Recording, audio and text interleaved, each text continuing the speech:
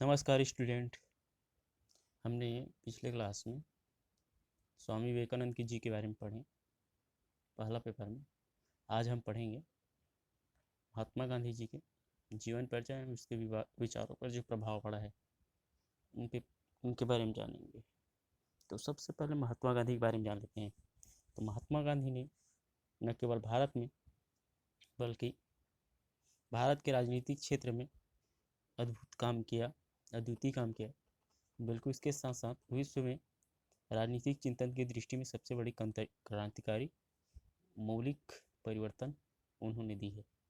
गांधी जी द्वारा प्रतिपादित सिद्धांतों को गांधीवाद के नाम से जाना जाता है और महात्मा गांधी प्लेटो आदि के भांति तो कोरे दार्शनिक नहीं थे, एक समृद्ध दार्शनिक नहीं थे, किंतु धार्मिक भावना से प्रभावित होकर जन कल्याण के लिए लगातार काम करने वाले कर्मयोगी के रूप में उसे जाने जाते थे। उन्होंने प्लेटो और अरस्तु या मार्क्स की भांति क्रमबद्ध या व्यवस्थित रूप से अपने सिद्धांतों को विवेचना उन्होंने नहीं की, फिर भी अपने सामने आने वाली सभी समस्याओं का समाधान करने के लिए तत्कालिक परिस्थितियों के अनुसार से उन्होंने चिंतन किया था, अपने विचार प्रकट किए और लेख लिखे। इसी विभिन्न अवसरों पर व्यक्त किए गए उनके विचारों को कुछ विरोध या असंगतियाँ भी मिलती हैं। कहने का मतलब ये है कि उनके जो विचार है अन्य जितने भी राजनीतिक विचारक हुए उसके अनुसार उसके अनुसार से क्रमबद्ध व्यवस्थित रूप नहीं थे। फिर भी उन्होंने क्या किया, अपने सामने आने वाली समस्याओं के आधार पर उन्होंने अपने विचार देने की कोशिश की और विभिन्न अवसरों पर उनके द्वारा दिए गए विचारों को राजनीतिक द्वारा क्या किया गया, उसके विचारों का विरोध किया गया, उसमें कुछ खामियां निकाली गई। ये माना जाता है, फिर भी माना जाता है उसके द्वारा दिए गए जो विचार है अंतर्राष्ट्रीय जगत के लिए या भारत के लिए एक विचार नहीं बल्कि एक ग्रंथ के रूप में उभर कर आता है, जो आज वर्तमान समय में विश्व के सभी देश उनके विचारों को अनुसरण करते हैं और ज़्यादातर माना जाता है कि भारत में उनके विचारों के आधार पर ही क्या किया जाता है, व्यवस्था को संचालित करने का काम किया जाता है। मगर ये तो हो गया उसकी सोच। मगर महात्मा गांधी जी का अगर जीवन परिचय अगर देखें तो महात्मा गांधी जी का जीवन उनके विचारों एवं आदर्शों का भी व्यक्ति है, उसको बताने का काम करता है। क्योंकि किसी भी व्यक्ति को अगर जानना है उसकी जीवन शैली, उसका रहने का रंग ढंग, इसके आधार पर हम क्या कर सकते हैं, वो आने वाले समय में किस तरीके से काम करेगा उसका हम क्या कर सकते हैं, थोड़ा अंदेशा लगा सकते हैं। तो महात्मा गांधी जी के जीवन परिचय को अगर देखेंगे, अगर उसको जानेंगे, अगर उसको पढ़ेंगे तो हम पता लगा सकते हैं कि महात्मा गांधी जी का जो जीवन है वो कैसा रहा होगा। तो महात्मा गांधी जी का जीवन ही उनके विचारों और आदर्शों का अभिव्यक्ति उसको बताने का काम करता है। उनके विचारों और उनके द्वारा दिए गए संदेशों को उनके जीवन के पृथक नहीं किया सकता। अतः आवश्यक है कि उसके विचारों का अध्ययन करके उसके जीवन चरित्र के अध्ययन से प्रारंभ किया जा सकता है, या उसके जीवन परिचय को पढ़कर किस तरीके से उसकी शुरुआत हुई, उसके धार्मिक विचारों का या राजनीतिक विचारों का या सामाजिक विचारों का उसको पता लगाया जा सकता है। 2 अक्टूबर 1869 को राजकोट में मोहनदास करमचंद गांधी का जन्म हुआ। इनके पिता राजकोट के दीवान थे और माता धार्मिक विचारों से ओतप्रोत सुशील महिला थी।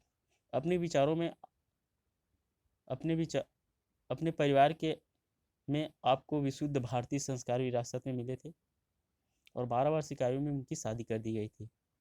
और शादी करने का मुख्य वजह माना जाता है कि महात्मा गांधी जी सन 1887 में मैट्रिक पास करने के पश्चात उन्हें वकालत करने विदेश जाना था। और विदेश जाना था तो पहले उनके माता जी को ये संदेह हो गया था कि अगर विदेश चला जाएगा पढ़ने, तो ज़्यादातर उस समय देखा जाता था कि जो भी वहाँ पर जाता था विदेश में, तो वहाँ पर क्या करते थे, अंग्रेज लड़कियों से शादी कर लेते थे, जिसके कारण से महात्मा गांधी जी की जो शादी पहले ही कर दी गई है ताकि वहाँ पर जाकर किसी प्रकार की गलत संगत में ना पड़े। उसके साथ साथ विलायत जाने से पूर्व उसके माता जी ने उनसे एक प्रतिज्ञा ली थी कि वे कभी भी मदिरा, मांस और नारी को स्पर्श नहीं करेंगे। उसके बाद सन 1891 में गांधी जी बैरिस्टर बनकर लंदन से वापस भारत आए और अभी उन्होंने कठियावाड़ में उन्होंने वकालत प्रारंभ कर दिए थे। वकालत करने के पश्चात फिर उसके बाद उन्हें दक्षिण अफ्रीका जाना पड़ा एक केस के संबंध में। उसके साथ साथ दक्षिण अफ्रीका में जब वो गए तब उसे क्या करना पड़ा, जो गोरे लोग हैं उसके जो अत्याचार है उसको देखना पड़ा और सहना पड़ा। और गांधी जी ने संपूर्ण शक्ति के साथ इस अत्याचार के विरुद्ध आवाज़ उठाई और दक्षिण अफ्रीका के अंग्रेज के सरकार को आखिर में उन्होंने झुकाने में कायम हुआ या उन्होंने सफलता प्राप्त की। यहीं पर सर्वप्रथम महात्मा गांधी जी ने सत्याग्रह आंदोलन का सफलतापूर्वक परीक्षण किया और बाद में यही आंदोलन भारतीय स्वतंत्रता संग्राम का एक प्रतीक के रूप में बनकर उभरा।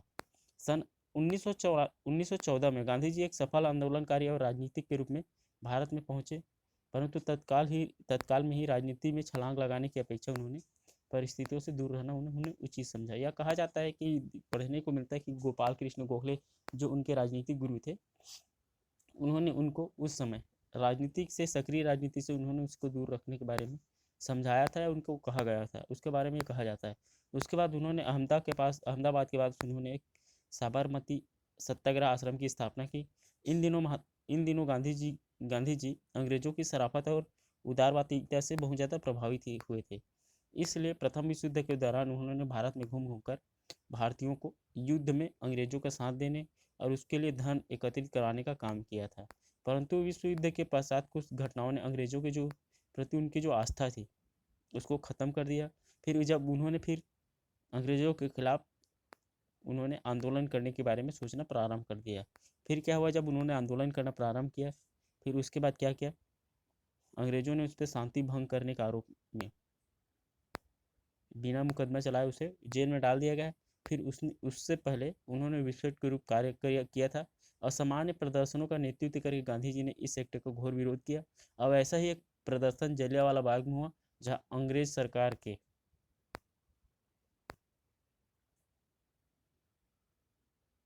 अंग्रेज सरकार ने भारत के वीर सिपाहियों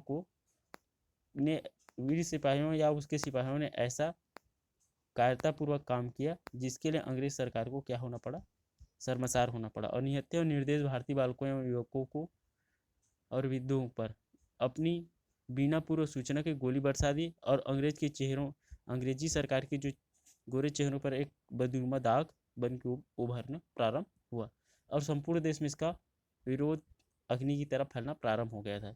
उसके बाद अप्रैल 1921 में खिलाफत आंदोलन के साथ असहयोग आंदोलन का शुरुआत हो गई और गांधी जी द्वारा फूके हुए इस संगठन ने पूरे देश के नगर नगर और गांव-गांव में राष्ट्रीय जागरण की तरह दौड़ गया।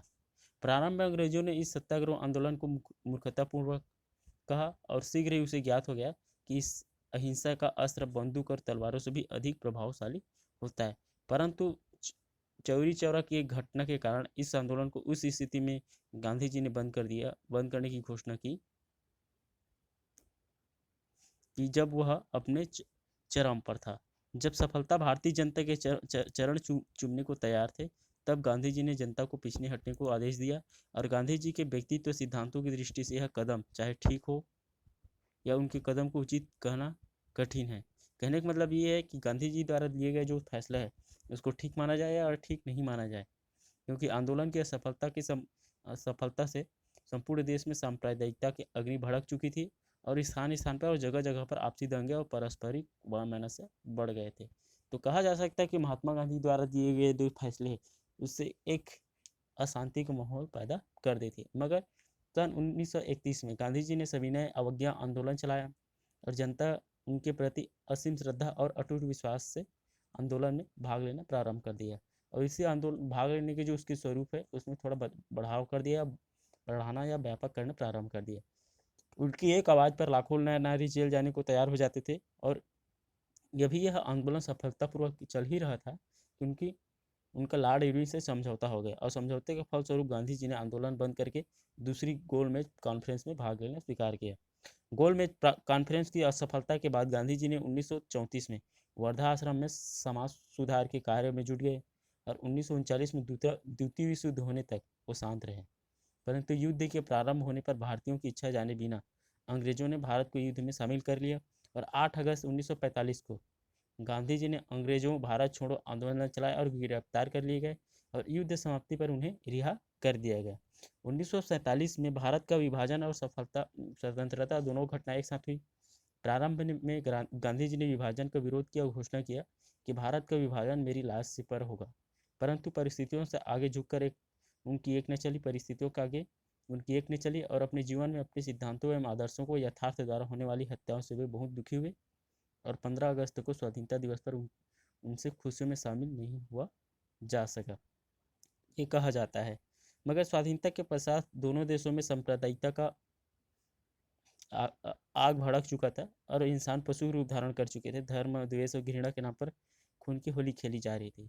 आज़ादी के बाद गांधी जी का सारा जीवन सांप्रदायिकता की इस भयंकर आग को शांत करने में लग गए। एक बार फिर उन्होंने असफलता हाथ लगी और उनकी प्रार्थनाओं का असर इंसानों पर तो हो सकता था, मगर हिंदू मुसलमानों पर नहीं।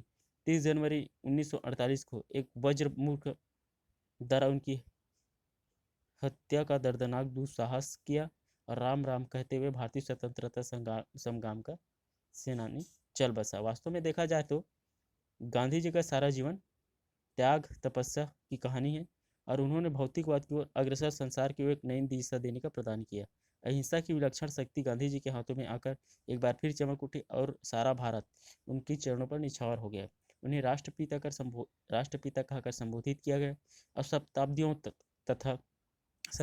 तक पराधीनता के पास में जकड़े हुए भारत को महात्मा गांधी ने स्वाधीनता को उज्जवल प्रकाश प्रदान करने का काम किया। इससे भी बड़ी विशेषता गांधी जी के जीवन और में सादगी एवं सरलता था और स्वतंत्रता के लिए प्रयास के साथ उन्होंने रचनात्मक कार्यों को और भी उन्होंने ध्यान देने का कार्य किया, जिसमें आता है हरिजन उद्धार, स्त्री शिक्षा, बुनियादी शिक्षा, मद्यपान निषेध, खादी एवं स्वदेशी वस्तुओं का प्रयोग, कुटीर उद्योग का विकास आदि क्षेत्रों में उन्होंने विशेषकर काम किया।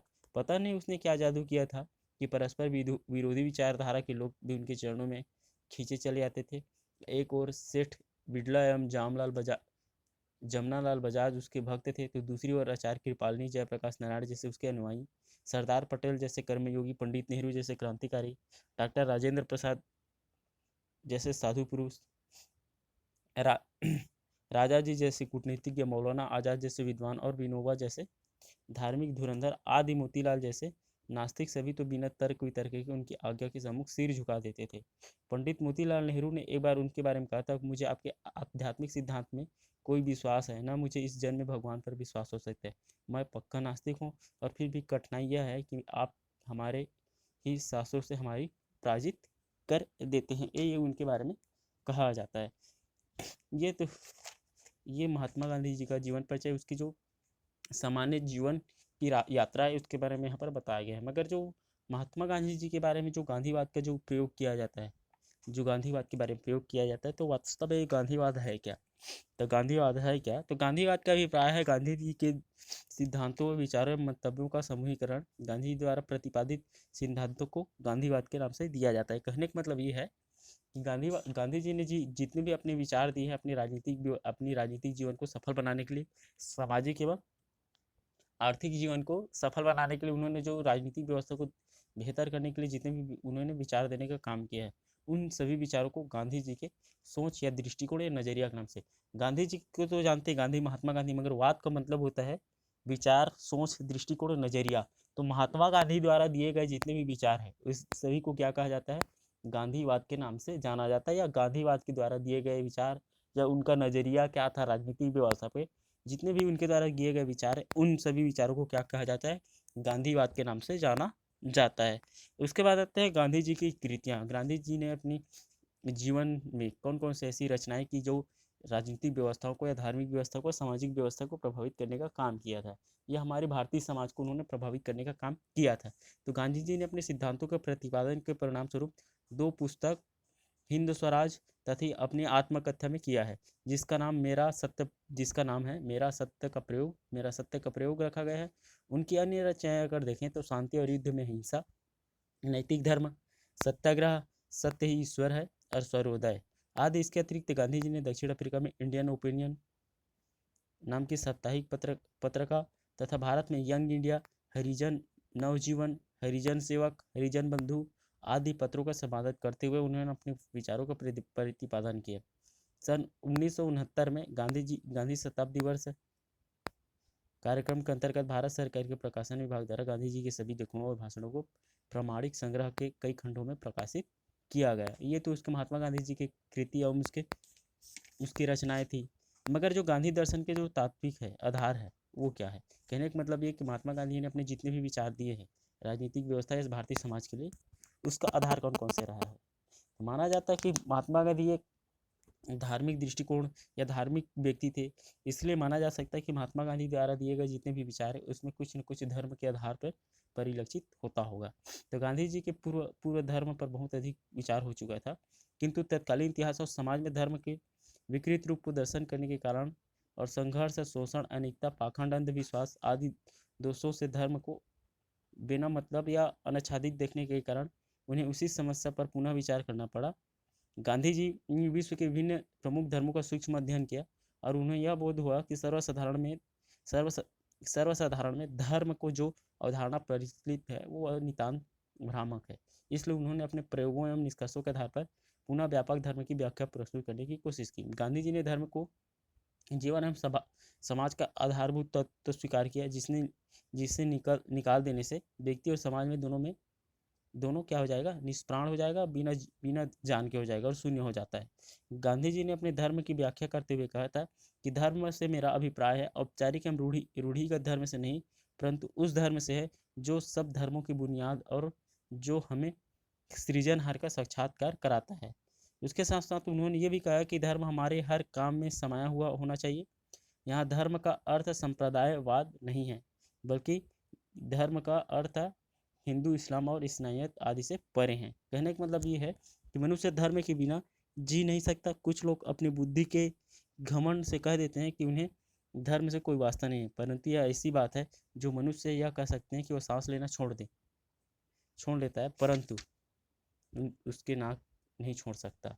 कोई व्यक्ति कह सकता है कि हम सांस लेना तो छोड़ रहे हैं, सांस नहीं ले रहे हैं, मगर उसका नाक है वो सांस लेना नहीं छोड़ सकते। उसी प्रकार जो व्यक्ति है वो कहता है अगर कि मैं धर्म अगर नहीं मानता तो गलत होगा, क्योंकि धर्म उसके चाल चलन व्यवहार उसकी चरित्र के आधार पर क्या किया जाता है, उसे चरित्र उसे प्रदर्शित करना प्रारंभ कर देता है। भले इंसान बोलता है, अगर कहता है कि मैं इस धर्म को नहीं मानता, मगर उसके चरित्र उसके स्वभाव के आधार पर स्पष्ट रूप से पता लगाया जा सकता है वो किस प्रकार की धर्म को मानता है। अब यहाँ पर धर्म का मतलब क्या होता है, तो यहाँ पर धर्म का मतलब ये नहीं होता कि हिंदू, मुस्लिम, सिख, ईसाई। धर्म का मतलब होता है जिसे धारण किया जा सके। धर्म और अधर्म, धर्म उसे कहा जाता है कि जो ईमानदारी, सच्चाई और मेहनत से अगर कोई काम करता है तब उसे धर्म कहा जाता है। धर्म का मतलब हिंदू, मुसलमान या कोई अन्य जाति, कोई अन्य संप्रदाय नहीं होता, बल्कि धर्म का मतलब होता है अधर्म, जिसे हम कहते हैं, जिसे समाज में अवांछित कहा जाता है, जिसे गलत माना जाता है। चोरी, मर्डर, जितने भी अपराध उसे अधर्म कहा जाता है, गलत कामों को अधर्म कहा जाता है।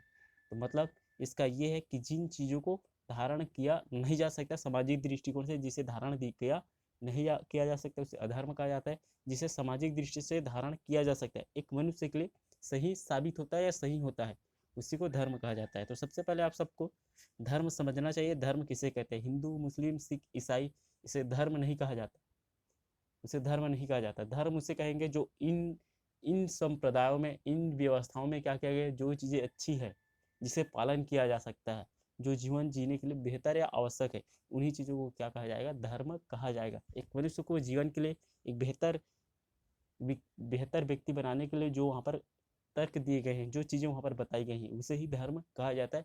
जो वहाँ पर अपराध के संबंध में बातें कही गई उसे धर्म नहीं कहा जा सकता। इसी के संबंध में महात्मा गांधी जी ने कहने का काम किया था।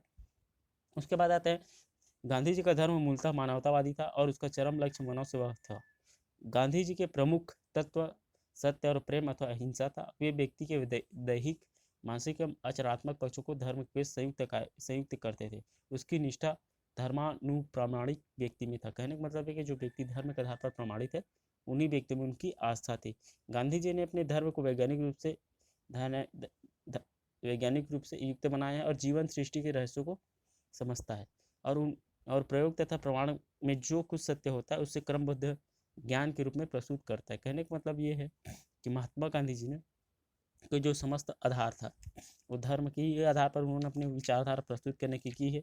और उनका मानना कि धर्म ईश्वर और सत्य, ये सभी क्या है, इन चीज़ों को थोड़ा तर्क के अनुसार से वैज्ञानिक दृष्टि से सभी व्यक्तियों को क्या करना चाहिए, अपनाना चाहिए।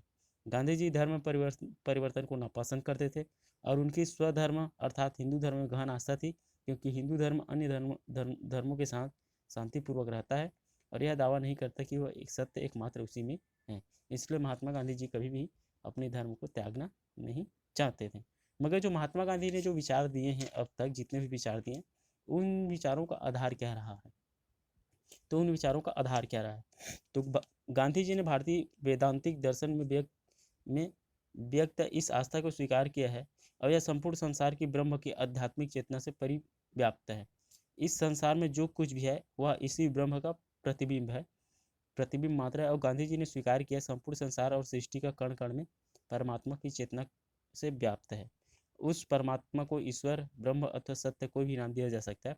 उन्होंने बल दिया इस संसार में ब्रह्म के अलावा अन्य कुछ अपूर्ण है, अतः सभी व्यक्तियों का परम कर्तव्य अनवरत ब्रह्म से एकाकार हो जाने में निहित है। कहने का मतलब ये सत्ता के अद्वैत में विश्वास और इस तथ्य में आस्था की प्रत्येक व्यक्ति सत्ता के एक ही और स्रोत की ओर अनुप्रमाणित है। गांधी जी की विचारधारा के मुख्यतः माना जाता है कि चिंतन के 4 प्रमुख आधार है। सेवा के प्रति समर्पण, व्यक्ति की गरिमा की सर्वोच्चता, मानव मात्र की निरपवाद समानता और मानव मात्र के हितों की अनिवार्यता। कहने का मतलब है कि उनका सबसे पहला मानना है कि प्रत्येक मनुष्य, भगवान ने जितने भी मनुष्यों को यहाँ पर भेजा धरा पे, उन सभी मनुष्यों को क्या करना चाहिए, ईश्वर की उन सभी व्यक्तियों को क्या कर देना चाहिए, गांधी जी के अनुसार से ईश्वर की साधना मानव मात्र के प्रति प्रेम का माध्यम से की जा सकती है, क्योंकि प्रत्येक मनुष्य में ईश्वर का अंश माना जाता है।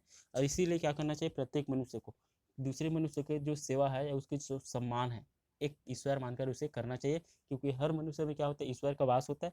इसीलिए हर व्यक्ति को जो सम्मान है ईश्वर की प्राप्ति के लिए क्या किया जाना चाहिए, मानव सेवा किया जाना चाहिए। उसके साथ साथ व्यक्ति गरिमा की सर्वोच्चता, गांधी जी के अनुसार से व्यक्ति में ईश्वर का अंश विद्यमान होता है, अतः मनुष्य को क्या करना चाहिए, गरिमा का निषेध किसी भी मूल्य पर उचित नहीं कहा जा सकता। कहने का मतलब ये कि किसी भी व्यक्ति का अगर अपमान करते हैं तो समझा जाएगा उसे आपने ईश्वर का आपने अपमान किया है। तो इसीलिए क्या किया जाना चाहिए, हर मनुष्य को अपनी ईश्वरत्व को प्राप्त करने के लिए, अभी अपनी ईश्वर की प्राप्ति करने के लिए हर दूसरे व्यक्ति का क्या करना चाहिए, सम्मान करना चाहिए। उसके बाद आते हैं मानव मात्र की निरपवाद समानता। तो गांधी जी का मानना था कि एक परमात्मा की ही संतान होने तथा एक परम प्रभु की चेतना से निरंतर अनुप्रमाणित होने के कारण मानव मात्र में निरपवाद समानता विद्यमान है।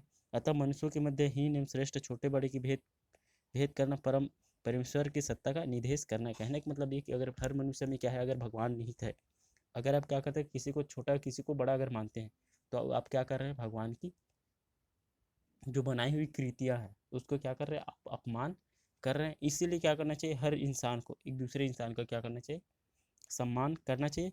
किसी भी प्रकार को किसी को दूसरे को छोटा बड़ा नहीं मानना चाहिए। उसके साथ साथ आता है उसका जो अगला आधार है चिंतन का, मानव मात्र के हितों की अनिवार्यता।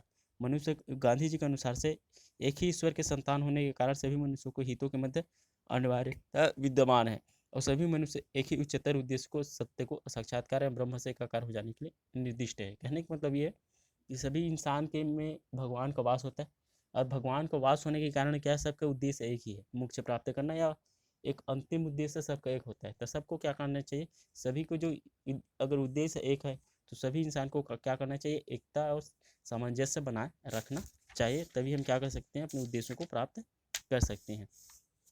ये तो हो गया गांधी जी के चिंतन के आधार, जिसमें उन्होंने कहा था कि मनुष्य सभी इंसान में रहता है, इसलिए उनके एक दूसरे के प्रति समर्पण होना चाहिए, गरिमा की ध्यान देना चाहिए, सम्मान करना चाहिए, सभी में क्या होना चाहिए, समानता होना चाहिए और सभी के ईश्वर एक होते हैं तो सब में क्या होना चाहिए, एकता होनी चाहिए। किसी भी प्रकार का विवाद की स्थिति नहीं पनपना चाहिए कि तेरा मेरा ऐसे करके। उसके बाद आते हैं, ये तो हो गया उसके आधार, चिंतन के आधार। मगर गांधी जी के विचार पे सबसे ज़्यादा जो प्रभाव डालने वाले जो तत्व है वो कौन कौन से रहे हैं। महात्मा गांधी जी ने इतनी अच्छे से विचार देने का काम किया तो उसका पीछे कौन कौन से ऐसे कारण हैं जिसके कारण से उसके विचार बेहतर हुए। तो माना जाता है कि गांधी जी के विचारों या व्यक्तित्व पर भारतीय तथा पाश्चात्य दिनों की तत्वों का गहरा प्रभाव देखा जा सकता है। उनको प्रभावित करने वाले चीज़ों में सबसे महत्वपूर्ण चीज़ अगर देखें तो धार्मिक ग्रंथों का सबसे ज़्यादा प्रभाव रहा है। गांधी को, क्योंकि माना जाता है कि गांधी जी ने क्या किया था, गांधी जी के जो परिवार थे उन्होंने बचपन से या उनको विरासत में धार्मिक परिवार या धार्मिक विरासत उनको प्राचीन, उनको जब से उन्होंने पैदा हुए तब से मिला था। और उनकी माता जी हमेशा से क्या है, धार्मिक ग्रंथों का पाठ करते रहते थे। इसलिए महात्मा गांधी जी पे सबसे ज़्यादा अगर जो प्रभाव पड़ा है तो धार्मिक ग्रंथों का पड़ा है।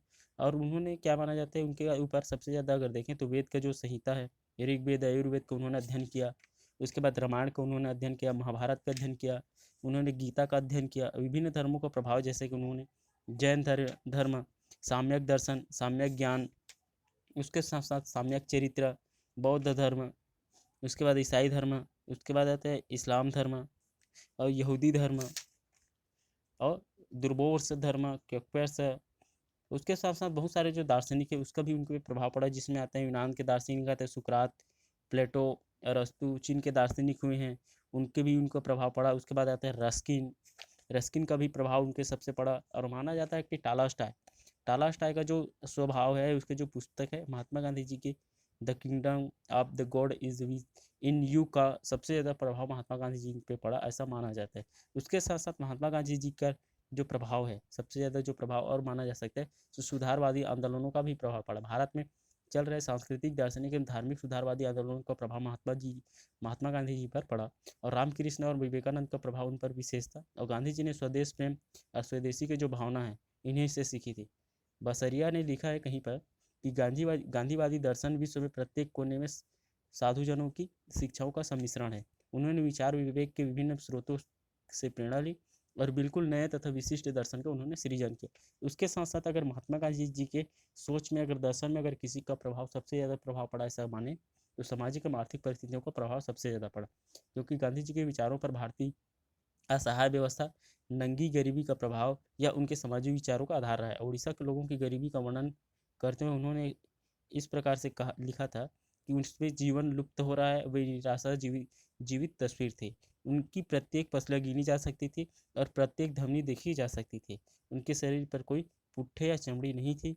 उनके लिए तो सतत अनिवार्य उपवास था। महात्मा गांधी ने प्रवास सभा में सबसे महत्वपूर्ण दिया था कि वे नियमित रूप से प्रार्थना का सभा का प्रवचन करते रहे। तो कहने का मतलब ये कि महात्मा गांधी पर अगर सबसे ज़्यादा अगर उनके विचार में किसी भी प्रकार का अगर किसी भी चीज़ का अगर प्रभाव पड़ा, तो माना जा सकता है जितने भी धार्मिक ग्रंथ हैं उन सभी का सबसे ज़्यादा पड़ा। उसके साथ साथ जितने भी राजनीतिक वेत्ता हुए हैं अभी तक पश्चात राजनीति में, उन सभी का भी इसमें बेहतर प्रभाव पड़ा, ऐसा माना जाता है। उन्हीं के आधार पर अपने विचारों को प्रस्तुत करने का काम किया था। अब अगली क्लास में हम पढ़ेंगे महात्मा गांधी जी के विचारधाराओं के बारे में।